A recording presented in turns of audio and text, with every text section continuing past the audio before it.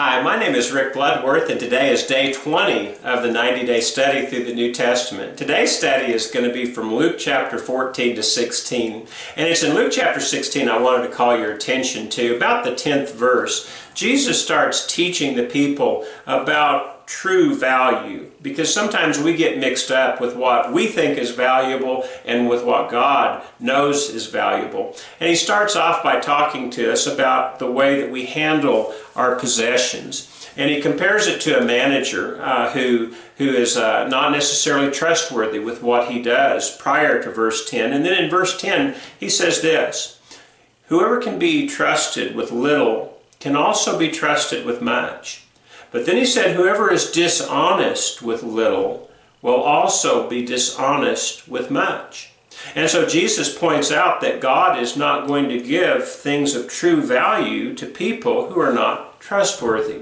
Well, I think we can understand that. I remember a while back I was substituting for a math class for about 6 weeks while they were in between real math teachers, and I can remember about the first day just getting wore out by these kids as they would walk up to the pencil sharpener and sharpen their pencil in the middle of the lesson and disrupt everybody. So the next day I brought a whole box of sharpened pencils. I told them, "There's not going to be any more of this pencil sharpening. You can borrow a pencil, but I want it back."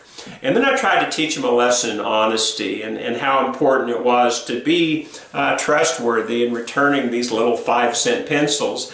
I told them, look, if I was hiring somebody, I wouldn't hire somebody that had stolen a pencil from me. So I want you to be honest and make sure that you bring it back. Well, maybe that was a little bit silly, but it's this principle that I think is really not silly at all. We need to teach people that if they can be trustworthy with something small, we can trust them with bigger things. But if they can't handle even the small things, who would trust them with big things?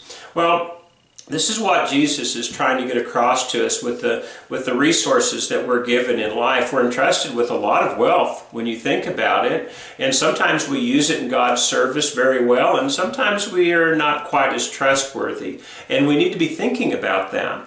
Jesus went on to point out that you can't serve two masters, that you'll either love one and hate the other, or you'll be devoted to one and you'll despise the other. And he concluded by saying you can't serve God and money. Well, the Pharisees were listening to that, and it said the Pharisees who loved money were sneering at him.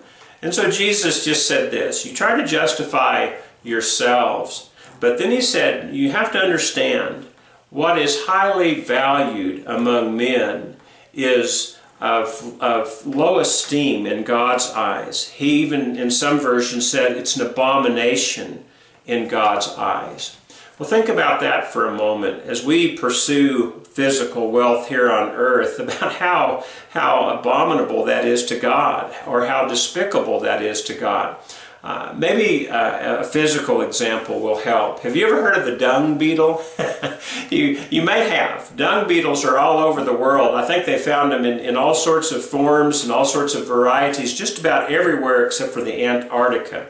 And they have different functions, although it's always mainly the one thing that they do. They're one of God's cleaning animals here on earth. But some of them just live on the stuff. Some of them just eat the stuff. Some of them actually roll it into balls like they do in West Texas. As a matter of fact, my wife and I were walking down a country road one evening a year or two ago, and we saw two beetles rolling a ball down the road, and we were trying to figure out what it was. Well, it turned out they were dung beetles. And these dung beetles would actually get the stuff, and they would roll it up, and then they would bury it. It's said that a dung beetle, some dung beetles, can bury up to 250 times their weight every day.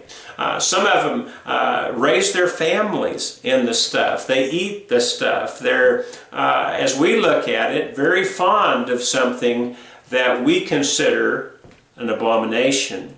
Well, apparently that's the way God looks at us. I wonder if sometimes he just shakes his head at us as he looks at us fighting over these scraps of paper we call money, or these golden objects that we call money, and think that's so valuable. You know how valuable gold is to God? It's used for pavement in heaven, or at least that's the example that's used in Revelation. I don't know if it's a literal example or if it's just a descriptive example trying to show us how beautiful heaven will be. But by taking one of the most precious items that we have here on earth, or what we think is the most precious item we have here on earth, it's just pavement in heaven.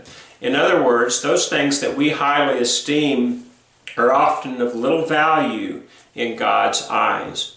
The reason we need to learn that while we're here on earth is God entrusts us with certain physical things here on earth. And those physical things we may highly value, like gold and silver, but He may look at it as something that's just an abomination. Very much the same way that we would view a colony of dung beetles and their object with abomination. We need to understand that God is giving us a test here on earth. How will we use the little resources that He gives to us? Now I say little resources, I don't mean to disdain Him. He does richly bless us. But by comparison to things of true value, they really aren't that big of a deal. So how are we handling these things that shouldn't be that big of a deal? Are we clutching them to ourselves and greedily hanging on to them and hating to even give up even the merest scrap of money back to Him or to use it for somebody else? Or are we cheerfully using these resources in God's service? You see, there's going to be a judgment someday, and there will be a reward someday for those who have been faithful with the physical things God's entrusted them with. There's also going to be a punishment for those who have misused those things. The question is, will we go through this life with our physical possessions like a dung beetle does and make our life built around it, or will we use our physical possessions in God's service so that someday we can be with Him forever, and at that point He'll give us things of real value? Now, I don't know about you, but this is the reason I'm studying the Word of God. I want to find out what He wants me to do with the resources He gives me today so that I can be as faithful as possible. I fail a lot. I failed a whole lot in this life. I still need God's grace, and you do too. But by God's grace and by the shed blood of Christ, we have an opportunity to be with them forever, and we have an opportunity to serve them well today if we'll just dig into His Word, find out what He has to say, and then do it. Well, this is why we're studying. I pray that God will richly bless your studies. I hope we'll see you tomorrow.